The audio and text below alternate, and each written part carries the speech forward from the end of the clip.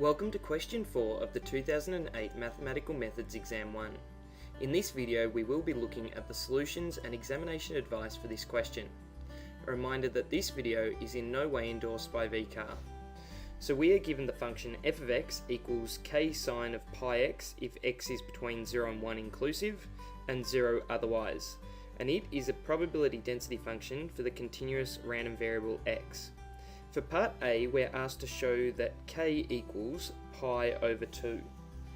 So to show this, we need to use the property that the area under the curve between negative infinity and infinity of the probability density function f of x dx equals 1. Therefore, for this question, we have k times the integral between 0 and 1 of sine of pi x dx is equal to 1. So therefore our next line of working becomes k multiplied by, and inside the square bracket we're going to have the antiderivative, which will be negative 1 on pi of cos of pi x evaluated between 0 and 1, and that should still equal 1. Therefore we have k multiplied by, we do the antiderivative with 1 substituted into it, so that's negative 1 on pi times cos of pi, minus away the antiderivative with 0 substituted in, which will be negative 1 on pi times cos of 0, and that should still equal 1. And then we need to do some cleaning up of this. So you should remember that cos of pi is negative 1 and cos of 0 is simply 1. Therefore we have k multiplying by negative 1 on pi times negative 1 is positive 1 on pi. And then we have subtract negative 1 on pi times 1, which is positive 1 on pi. And that should equal 1. Therefore, simplifying further, 1 on pi plus 1 on pi is 2 on pi. So we have 2k over pi is equal to 1. Therefore, 2k equals pi. Therefore, k equals pi on 2 as required. So 50% of students managed to answer this correctly, but although many students answered it satisfactorily, there was a significant number of vanishing negative signs, incorrect indefinite integrals, incorrect substitutions, or incorrect algebraic manipulations. And it was pleasing to see that only a few students left off the dx from the integral statement. For part B, we're asked to find the probability that x is less than or equal to a quarter given x is less than or equal to a half. So to help answer this question, we're just going to set up a quick graph. So this is x and this is f, the probability density function, and k sine of x between 0 and 1 would be this part of the graph here to here, and then 0 elsewhere would be like that. And we can see that halfway between there would be a half, because that's 1 and that's 0, and this would be the quarter. So x less than a half would be this area here, and x less than a quarter would be this part here.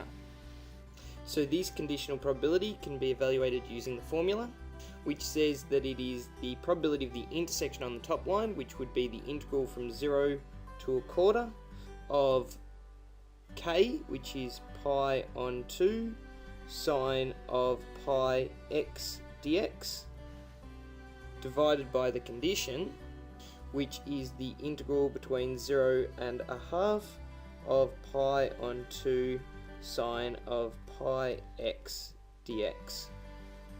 So this gives us, on the top line, it will be the antiderivative in square brackets. And when we calculate the antiderivative of pi on 2 sine of pi x, we simply get negative 1 on 2 cos of pi x. And we evaluate that between 0 and a quarter. And then that is divided by the condition, and that condition has a probability of 0.5. And the reason why we know that probability is 0.5 is because of symmetry up here on our diagram. So the sine curve is symmetric and the middle is a half, so the area under the curve between 0 and a half is simply 0.5. So we can continue to evaluate this. And on the top line, we're simply going to have the antiderivative evaluated at a quarter minus the antiderivative evaluated at 0. So we're going to have minus 1 on 2 times cos of pi times a quarter is pi on 4. Subtract, and then it's going to be negative a half cos, and then when we substitute 0 in, we just have cos of 0.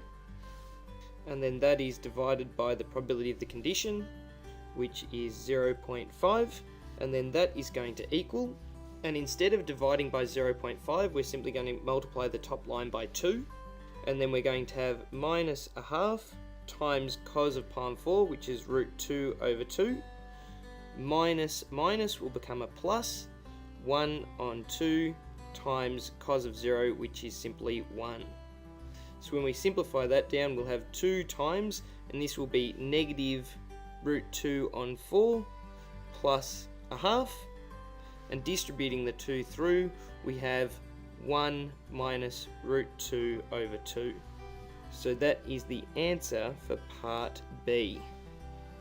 So from the examiner's report, we can see that only 27% of students received full marks for this question, with about a third of students getting no marks for the question. So the examiner commented that very few students used symmetry to find the denominator, and that it appeared that many students found the question both difficult and complicated.